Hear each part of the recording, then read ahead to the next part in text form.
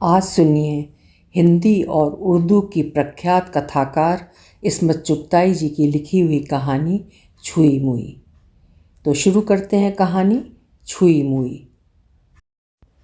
आराम कुर्सी रेल के डिब्बे से लगा दी गई और भाईजान ने कदम उठाया। इलाही खैर, या गुलाम दस्तगीर, 12 इमामों का सदका, बिस्मिल्लाह बिस्मिल्लाह। बेटी जान संभल के, कदम थाम के, पैंचा उठा के, सहज सहज। बी मुगलानी नकीब की तरह ललकारी। कुछ मैंने घसीटा, कुछ भाई साहब ने ठेला। तावीज़ों और इमाम जामिनों का इश्तेहार बनी भाभी जान तने हुए गुब्बारे की तरह हाफती सीट पर लुढ़क बैठी।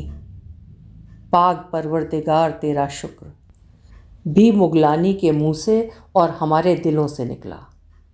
बगैर हाथ पैर हिलाए हाँफ जाने की आदत शायद वो साथ लेकर तो पैदा ना हुई होंगी, और ना अन्नाओं दायाओं की लाड़ भरी गोदों में उनका आचार पड़ा।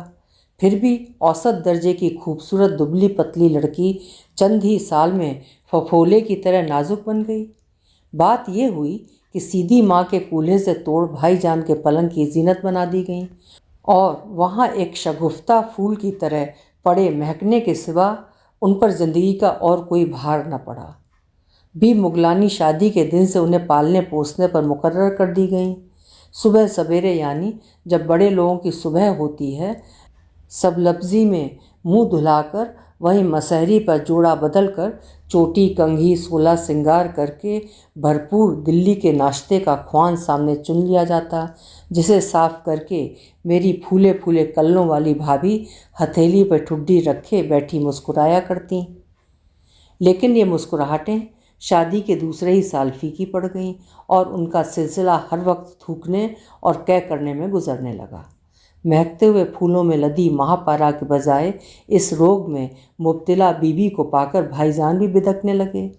मगर अम्मा बेगम और बी मुगलानी की यहाँ तो जानो बाहर आ गई।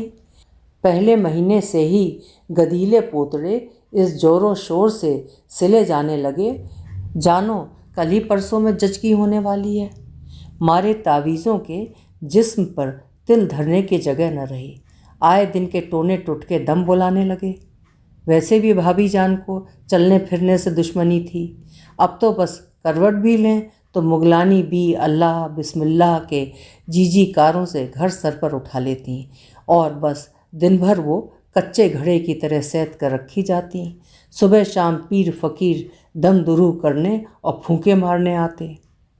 लेकिन बावजूद कि बी मुगलानी का पहरा सख्त था, कच्चा घड़ा वक्त से पहले ही खुल गया और अरमानों पर पानी फिर गया। डाल फिर खाली रह गई, बौर झड़ गया, पर जान बची लाखों पाए। अल्लाह और देगा, घर की दौलत है। अल्लाह ने और दिया। पहरा पहले से चौगना हो गया, मगर फिर हाथ खाली। तीसरी दफ़ा तो मामला पहले से चौगना हो गया, मगर फिर हाथ खाली। तीसरी दफ़ा तो मामला जरा काबिले गौर बन गया। मारे दवाओं के भाभी जान का पलेथन निकल गया। रंग एक सिरे से गायब, सिर्फ फूली फूली उबली हुई शकरकंद जैसी रह गई। भाईजान की शाम रात के 12 बजे होने लगी। बी मुगलानी और अम्मा बेगम के तेवर भी जरा चढ़ने उतरने लगे, और भाभी जान को मसहरी पर पड़े पड़े भाईजान की दूसरी शादी के शादियाने सुनाई देने लगे। और जब अल्लाह अल्लाह करके फिर वो दिन आया, तो पीरों मुरीदों के अलावा दिल्ली के डॉक्टर भी अपने सारे तीर तफंग लेकर तैनात हो गए। खुदा के करम से अगला महीना लगा और भाभी जान साबुन के बुलबुले की तरह रुई के फूलों पर रखी जाने लगी। किसी को करीब खड़े होकर छींकने या नाक से नकने की भी इजाज़त ना थी, मबादा रद्द अमल से कि बुलबुला शक ना हो जाए। अब डॉक्टरों ने कहा खतरा निकल गया, तो अम्मा बेगम ने भी सोचा कि जचगी अलीगढ़ ही में हो। जरा सा तो सफ़र है, गो भाभी जान दिल्ली छोड़ते लरजती थी, जहाँ के डॉक्टरों ने उनका इतना सफ़र सही और सालिम कटवा दिया था। अब आँखों की सुइयाँ ही तो रह गई थीं। दूसरे वो ज़माने के तेवर भी देख रही थीं। अगर अब के वार खाली गया तो भाईजान को उनके सीने पर सौत लाने में कोई बहाना भी आड़े न रहेगा। अब तो वो नाम चलाने वाले की आड़ लेकर सब कुछ कर सकते थे। खबर नहीं बेचारे को इतना अपना नाम जिंदा रखने और उसे चलाने की क्यों फिक्र पड़ी थी। हालांकि उनका कोई ऊंचा नाम था ही नहीं दुनिया में। मसहरी की जीनत का जो एक अहम फ़र्ज़ है, अगर वो भी ना पूरा कर सकें तो यकीनन उन्हें सुख की सेज छोड़ना पड़ेगा। ये चंद साल नौजवानी और हुस्न के बलबूते पर उड़टी रहीं, फिर अब तो जरा तख्त के पाए डगमगाते जा रहे थे और वो उन्हें उलट देने को तैयार था। और फिर उस तख्त से उतरकर बेचारी के पास दूसरी जगह कहाँ थी। सीना पिरोना तो उन्होंने सीखा और ना उसमें जी लगा। 2 बोल पढ़े थे सो वो भी भूल गई थीं। सच तो ये है कि दुनिया में अगर उनका कोई खिलाने पिलाने वाला ना रहे तो वो सिर्फ एक काम इख्तियार कर सकती हैं, यानी वही खिदमत जो वो भाईजान की करती थीं, खल्के खुदा की करें। लिहाजा वो जी जान से इस बार एक ऐसा हथियार मुहैया करने पर तुली हुई थीं जिसके सहारे उनके खाने पहनने का इंतज़ाम तो हो जाता। बाप नहीं दादा दादी तो पालेंगे ही। ज़बरदस्त का ठेंगा सर पर अम्मा बेगम का नादिर शाही हुक्म आया और हम लोग यूं लदे फंदे अलीगढ़ चल पड़े। नए तावीज़ों और टोटकों से लैस होकर भाभी जान में भी इतनी हिम्मत हो गई। इलाही खैर, बी मुगलानी इंजन की टक्कर से बेखबरी में धड़ाम से गिरी और भाभी जान ने लेटे लेटे दोनों हाथों से घड़ा दबोच लिया। हाय हाय, ये गाड़ी है कि हला चला, इलाही पीरों का सदका, ए मुश्किल कुशा। बी मुगलानी भाभी जान का पेट थाम कर बुदबुद करके दुरूद और कलाम पाक की आयतें पढ़ने लगी। खुदा खुदा करके गाज़ियाबाद आ गया। तूफ़ान मेल का नाम भी खूब है, दंदनाती चली जाती है, रुकने का नाम ही नहीं लेती। डिब्बा पूरा अपने लिए रिजर्व था, भीड़ भाड़ का खदशा ही नहीं था। मैं खिड़की के सामने वाली गली में भरी हुई मखलूक से मुताले में महव और बी मुगलानी इंजन की सीटी के खौफ से कान बंद किए बैठी थी। भाभी जान को तो दूर ही से भीड़ को देखकर चक्कर आ गया और वो वहीं पटरी पर पसर गई। जूं ही रेल रेंगी, डिब्बे का दरवाज़ा खुला और एक कुंवारी घुसने लगी। कुली ने बहुतेरा घसीटा, मगर वो चलती रेल के पायदान पर ढीठ छिपकली की तरह लटक गई और भी मुगलानी की हैं की परवाह न करके अंदर रेंग आई और गुसलखाने के दरवाजे से पीठ लगाकर हाँफने लगी। आय हाय, मोई तौबा है, बी मुगलानी मुनमुनाई। ए नगोड़ी, क्या पूरे दिन से है? हाँफती हुई बेदम औरत ने अपने पपड़ियाँ जमे होठों को बमुश्किल मुस्कुराहट में फैलाया और इस बात में सिर हिलाया। ए खुदा की संवार, दीदा तो देखो सरदार का, तौबा है अल्लाह तौबा। और वो बारी बारी अपने गालों पर थप्पड़ मारने लगी। औरत ने कुछ जवाब न दिया, सिर्फ दर्द की शिद्दत से तड़प कर गुसल खाने का दरवाज़ा दोनों हाथों से पकड़ लिया। सांस और बेतरतीब हो गया और पेशानी पर पसीने के कतरे ठंडी मिट्टी पर ओस की बूंदों की तरह फूट आए। अरे क्या पहलौठी का है?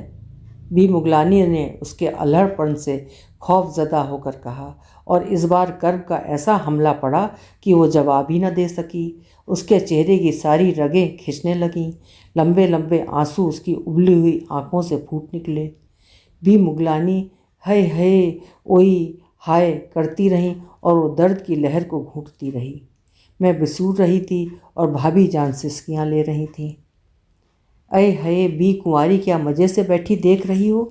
ए बेटी, उधर मुंह करके बैठो। और कुंवारी ने जल्दी से मुंह उधर कर लिया। फिर यूं ही दर्द की लहर से तड़प कर उसने आवाज़ निकाली, गर्दन काबू में न रह सकी और बी मुगलानी ने सलवातें सुनानी शुरू की। तौबा, जैसे एक बच्चे को दुनिया में दाखिल होते देखकर मेरा कंवारपन मसक ही तो जाएगा। भाभी जान दुपट्टा मुंह पर लपेटे बेसूर रही थीं। बी मुगलानी नाक पर बुरका रखे खी थूक रही थीं और रेल के फर्श की जान को रो रही थीं। एकदम ऐसा मालूम हुआ सारी दुनिया सिकुड़ कर खड़ी हो गई, फिज़ा घटकर टेढ़ी मेढ़ी हो गई। शिद्दत एहसास से मेरी कनपटियाँ लोहे के सलाखों की तरह अकड़ गईं और बेइख्तियार आंसू निकल पड़े। मैंने सोचा औरत अब मरी और अब मरी कि एकदम से फिज़ा का तशन्नुज़ रुक गया।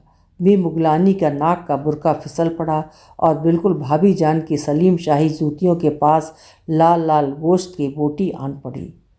हैरत और मुसर्रत की मिली जुली चीख मेरे मुंह से निकली और झुककर इस नन्ही सी कायनात को देखने लगी जिसने अपना लंबा चौड़ा दहाना खोलकर हाय तौबा डाल दी। बी मुगलानी ने मेरी चोटी पकड़कर मुझे कोने में ठूंस दिया और इस औरत पर गालियों और मलामातों का तूमारे लेकर टूट पड़ी। मैंने सीट के कोने से आंसुओं की चिलमन से झांक कर देखा तो वो औरत मरी न थी, बल्कि उसके सूखे हुए होंठ जिसे उसने चबा डाला था आहिस्ता आहिस्ता मुस्कुराहट में फैल रहे थे। उसने नन्हे से साहिल की बावेला से बेचैन होकर आंखें खोल दी। आड़ी होकर उसने उसे उठा लिया। कुछ देर वो अपने नातजुर्बाकार हाथों से उसे साफ करती रही। फिर उसने ओढ़नी से धज्जी फाड़ करनाल को कसकर बांध लिया। उसके बाद वो बेकसी से इधर उधर देखने लगी। मुझे अपनी तरफ मुखातिब देखकर वो एकदम खिलखिलाकर हंस पड़ी। कोई छुरी चक्कू है बीबी जी? बी मुगलानी गालियां देती रह गईं। भाभी जान ने बिसूर कर मेरा आंचल खींचा, पर मैंने नाखून काटने की कैंची उसे पकड़ा दी। उसका सन मेरे ही इतना होगा या शायद साल 6 महीने बड़ी हो। वो अपने अल्हड़ ना तजुर्बेकार हाथों से एक बच्चा की नाल काट रही थी जो उसने चंद मिनट पेशतर जना था। उसे देखकर मुझे वो भेड़ बकरियां याद आने लगीं जो बगैर दाई और लेडी डॉक्टर की मदद के घास चढ़ते चढ़ते पेड़ तले जच्चा खाना रमा लेती हैं और नौजायदा को चाट चाट कर किस्सा ख़त्म करती हैं। बुज़ुर्ग लोग कुंवारी लड़कियों को बच्चे की पैदाइश देखने से मना करते हैं और कहते हैं कि ज़ैबुन्निसा ने अपनी बहन का बच्चा पैदा होते देख लिया था तो वो ऐसी हैबत ज़दा हुई कि सारी उम्र शादी ही ना की। शायद ज़ैबुन्निसा की बहन मेरी भाभी जान जैसी होगी, वरना अगर वो इस फ़कीरनी का बच्चा पैदा होते देख लेती तो मेरी ही हम ख्याल हो जाती कि सब ढोंग रचाते हैं। बच्चा पैदा करना इतना ही आसान है जितना भाभी जान के लिए रेल पर सवार होना या उतरना। और मुझे तो ऐसी भयानक किस्म की शर्म की बात भी ना मालूम हुई। इससे कहीं ज़्यादा बेहुदा बातें बी मुगलानी और अम्मा हर वक्त मुख्तलिफ औरतों के बारे में किया करती थीं जो मेरे कच्चे कानों में जाकर भुने चनों की तरह फूटा करती थीं। थोड़ी देर तो वो फुहड़पन से बच्चे को दूध पिलाने की कोशिश करती रही। आंसू खुशक हो चुके थे और वो कभी कभी हंस रही थी जैसे उसे कोई गुदगुदा रहा हो। फिर मुगलानी के डांटने पर वो सहम गई और बच्चे को चीथड़ों में लपेटकर अलग सीट के नीचे रख दिया और उठ खड़ी हुई। भाभी जान की चीख निकल गई। इतने में बी मुगलानी भाभी जान को टटोलती सहलाती रहीं। उसने बाथरूम से पानी लाकर डिब्बे को साफ़ करना शुरू किया। भाभी जान की ज़रकार सलीम शाही को धो पोंछ कर कोने से लगाकर खड़ी कर दी। फिर उसने पानी और चीथड़ों की मदद से डिब्बे से जुमला जचकी के निशानात दूर कर डाले। इतने में हम तीनों मुकद्दस बीबियां सीटों पर लदी अहमकों की तरह उसे देखती रहीं। उसके बाद वो बच्चे को छाती से लगाकर बाथरूम के दरवाजे के सहारे हो बैठी, जैसे कोई घर का मामूली कामकाज करके जी बहलाने फुर्सत से बैठ जाए, और चने चबाते चबाते ऊँघ गई। पर गाड़ी के धचके से वो चौंक पड़ी। गाड़ी रुकते रुकते उसने डिब्बे का दरवाज़ा खोला और पैर तौलती उतर गई। टिकट चेकर ने पूछा, क्यों री टिकट? और उसने मुसर्रत से बेताब होकर झोली फैला दी जैसे वो कहीं से झरबेरी के बेर चुरा कर लाई हो। टिकट चेकर मुंह फाड़े खड़ा रह गया और वो हंसती पीछे मुड़ मुड़ कर देखती भीड़ में गुम हो गई। खुदा की संवार इन खानगियों की सूरत पर, ये हरामी हलाली जनती फिरती हैं मुई जादूगरनियाँ, बी मुगलानी बड़बड़ाई। रेल ने ठोकर ली और चल पड़ी। भाभी जान की सिसकियाँ एक मुनज़्ज़म चीख में उभर आईं, हाय हाय मौला, खैर है बेगम दुल्हन। बी मुगलानी उनका मुतगैर चेहरा देखकर लर्जी और वहाँ खैर गायब थी, और भाभी जान के हवन्नक चेहरे पर भाई जान की दूसरी शादी के ताशे बाजे खिज़ां बरसाने लगे। किस्मत की खूबी देखिए, टूटी कहाँ कमंद, 2-4 हाथ जबकि लबे बाम रह गया। नई रूह दुनिया में कदम रखते झिझक गई और मुंह बिसूर कर लौट गई। मेरी पंचफुल्ला रानी ने जो तिलिस्म होशरुबा किस्म की चचकी देखी तो मारे हैबत के हमल गिर गया। अभी आप सुन रहे थे इस्मत आपा की लिखी हुई कहानी छुई मुई। कहानी आपको कैसी लगी कमेंट सेक्शन में ज़रूर लिखिएगा। फिर मिलेंगे। खुश रहें, आबाद रहें। शुक्रिया।